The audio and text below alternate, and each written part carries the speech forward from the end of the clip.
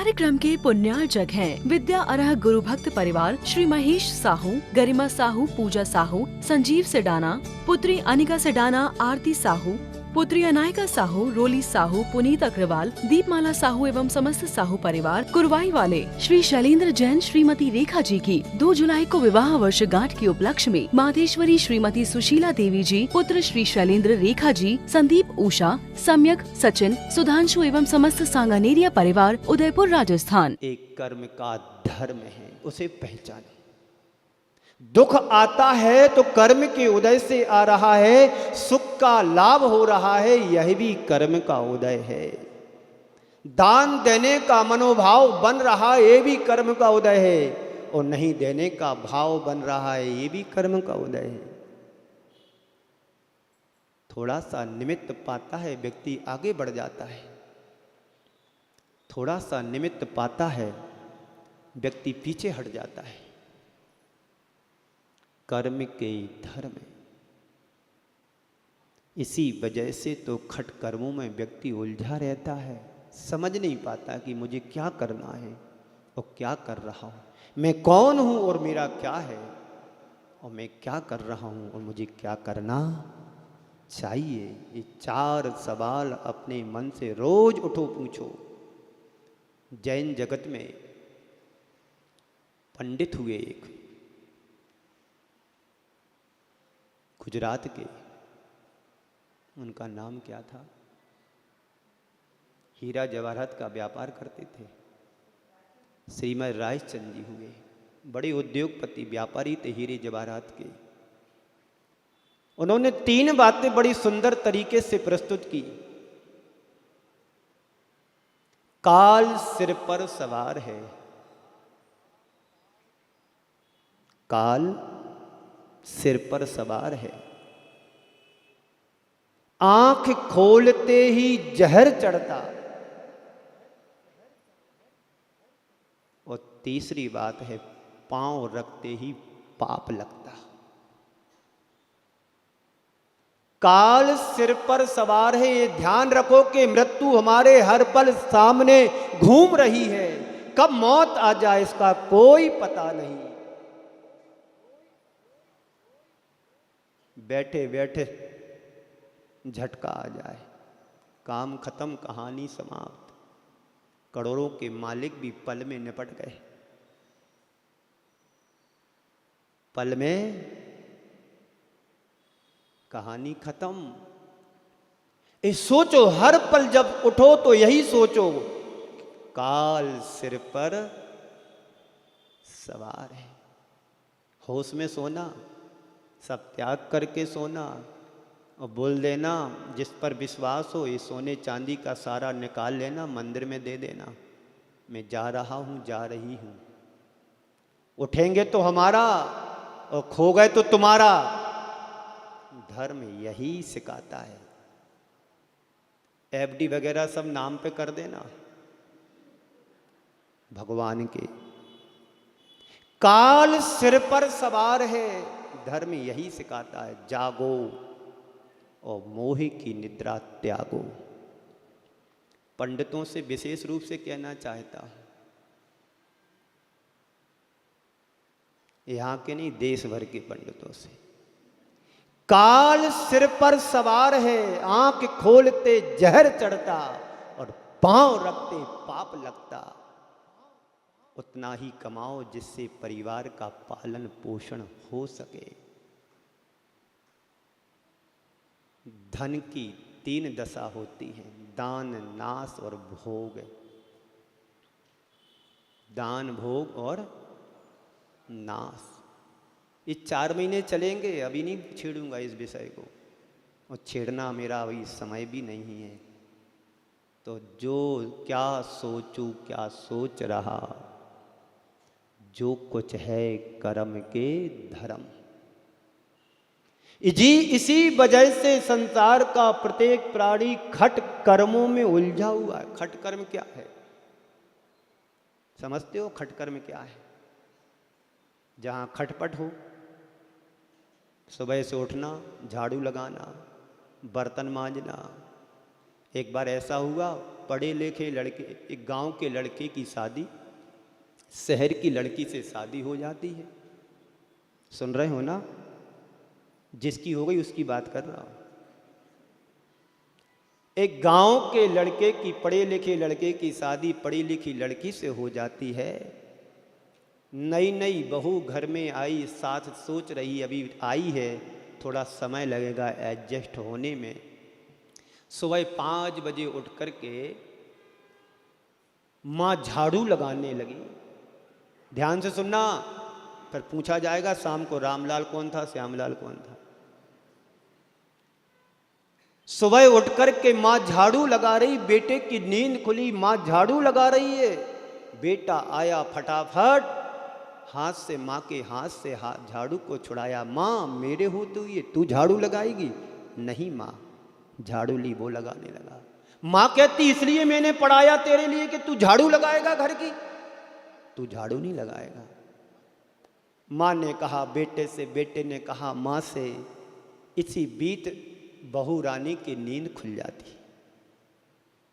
इसी बीच बहू रानी की नींद खुल जाती है। बालकनी में से झांकती है आंगन में, बात को समझा और कहती है अरे भाई लड़ते क्यों हो? अरे भाई लड़ते क्यों हो? एक दिन तुम लगा लेना, एक दिन तुम लगा लेना, झगड़ते क्यों हो? जो कुछ है कर्म के धर्म। बात समझ में आई? कभी घर में झगड़ा नहीं होगा, ध्यान रखना। बहू आ जाए तो छेड़ना नहीं।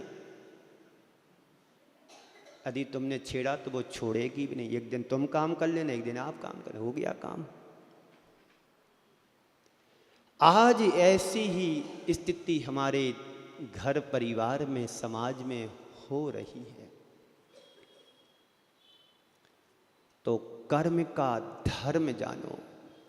हमें ये पता होना चाहिए कि हम जिस संसार में जी रहे हैं वो पूरी तरह कर्म की बेड़ियों से जकड़ा हुआ है। हर इंसान 8 कर्मों से जकड़ा हुआ है कि नहीं जकड़ा? आप आदि ऋषभ क्या नाम, आचार्य मानतुंग महाराज को याद करते हो? बेड़ियों से जकड़ दिया राजा ने, कोई नहीं जकड़ सकता। कर्म ही हमारे लिए हमें पकड़े हुए हैं। तो काल सिर पर सवार है, एक बात याद रखो।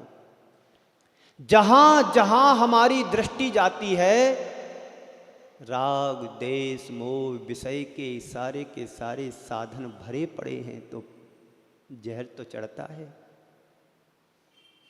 कहां पैर रखूं? जहां भी पैर रखता हूं पाप लगता है। ये 3 बातें अध्यात्म के शिरोमणि रायचंद जी है ना, उन्होंने कहा है। कहा तो बहुत सुंदर है, लेकिन हम उसको याद कितना कर पाते हैं, ये बात समझने की है। तो कर्म जन्मांतरों से हमारे लिए हमारा साथ दे रहा है, पीछा नहीं छोड़ रहा है। हमारे जीवन में जितने भी संयोग हैं वे सब कर्मों के द्वारा ही नियंत्रित और संचालित होते हैं। आपका पुण्य कर्म का उदय चल रहा है तो आपकी स्थिति बहुत अच्छी है, और जिस व्यक्ति के जीवन में पाप कर्म का उदय चल रहा है उसकी स्थिति बहुत बिगड़ी हुई है। तो कर्म से ही और कर्म के द्वारा ही हमारे जीवन को नियंत्रित और संचालित करता है कर्म।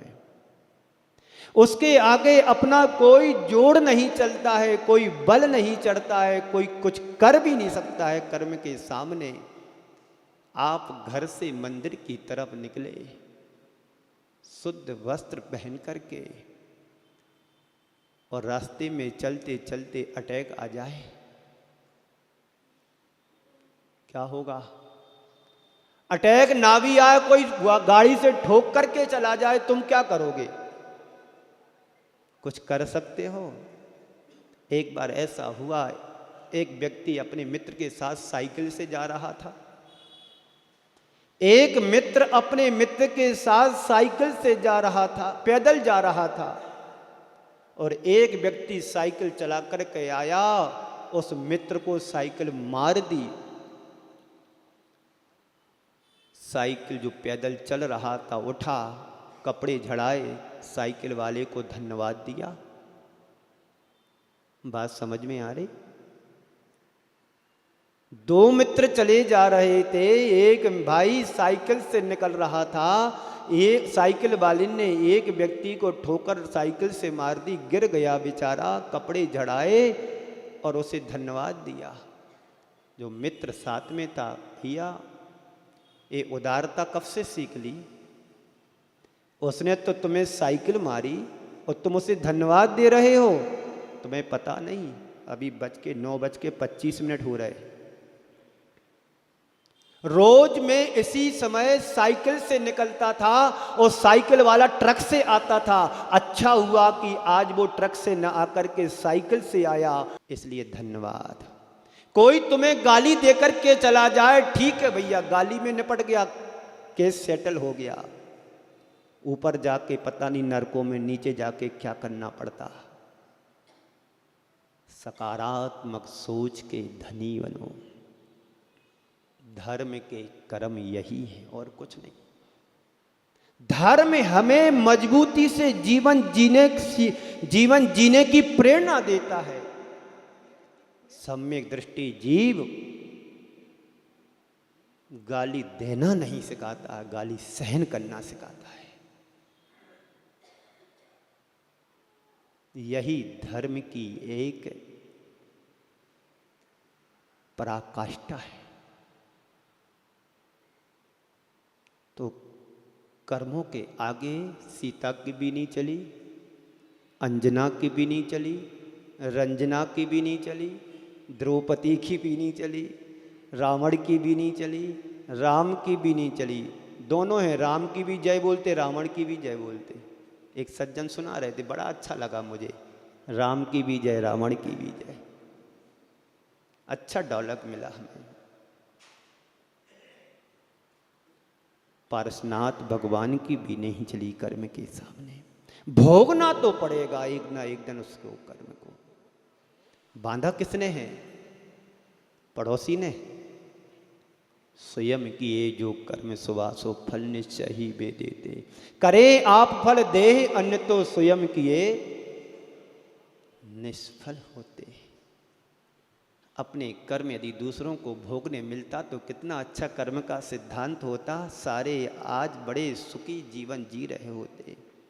भगवान ने सब कुछ दिया, लेकिन कंट्रोल उनके हाथ में, रिमोट कंट्रोल है ना।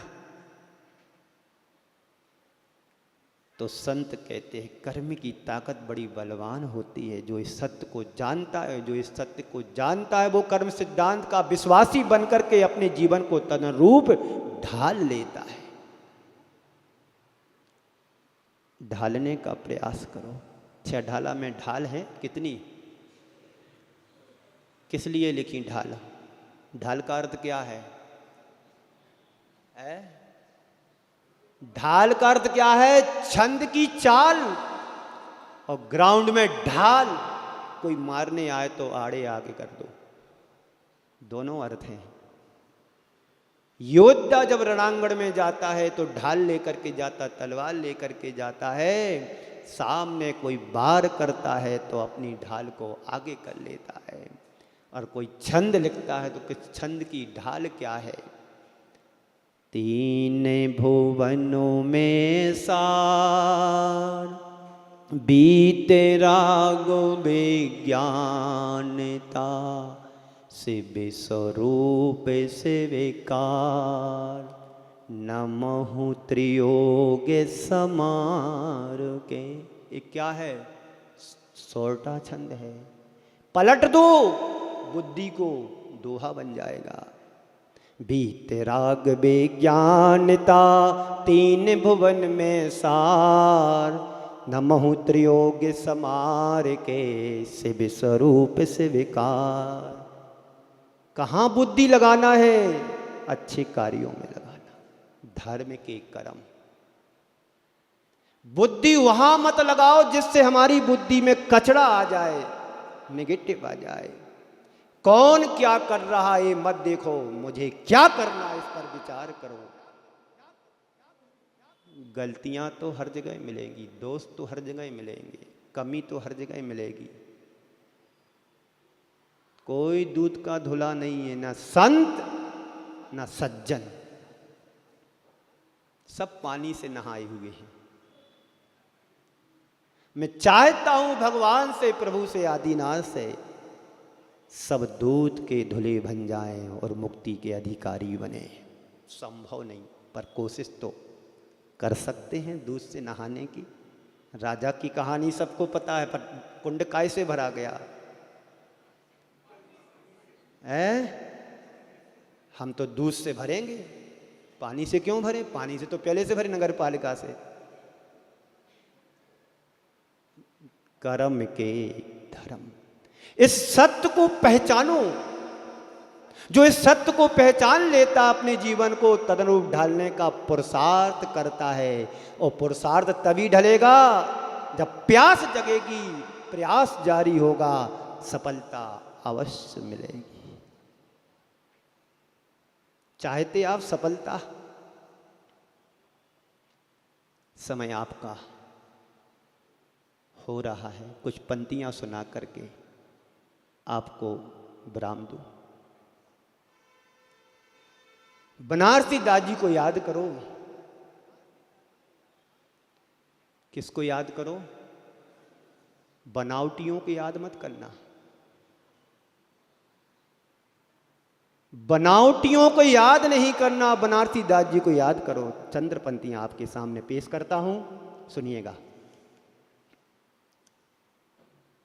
गुरु के दर्शन के अभाव में हमारी दशा क्या हुई। स्वाध्याय करा रहे हैं समय सार का, और समय सार का स्वागत कराए, समय सार का स्वाध्याय कराते कराते इतना कराया, खुद नाटक करके चले गए मुनि बनने का। किसका? मुनि बनते थे, मुनि बनते थे एक कमरे में जाकर के, और बार बार उनके मन में चिंता सताती थी, कोई मुझे देख तो नहीं रहा कि मैं क्या कर रहा हूं? कोई मुझे देख तो नहीं रहा? लोग क्या कहेंगे? कैसा पागल है, नंगा बैठा।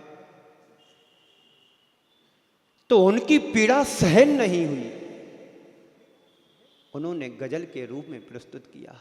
इस कार्यक्रम के पुण्यार्जक थे विद्या अरह गुरु भक्त परिवार श्री महेश साहू, गरिमा साहू, पूजा साहू, संजीव सेडाना, पुत्री अनिका सेडाना, आरती साहू, पुत्री अनायका साहू, रोली साहू, पुनीत अग्रवाल, दीपमाला साहू एवं समस्त साहू परिवार, कुरवाई वाले श्री शैलेंद्र जैन श्रीमती रेखा जी की 2 जुलाई को विवाह वर्षगांठ के उपलक्ष्य में माधेश्वरी श्रीमती सुशीला देवी जी, पुत्र श्री शैलेंद्र, रेखा जी, संदीप, उषा, सम्यक, सचिन, सुधांशु एवं समस्त सांगानेरिया परिवार, उदयपुर, राजस्थान।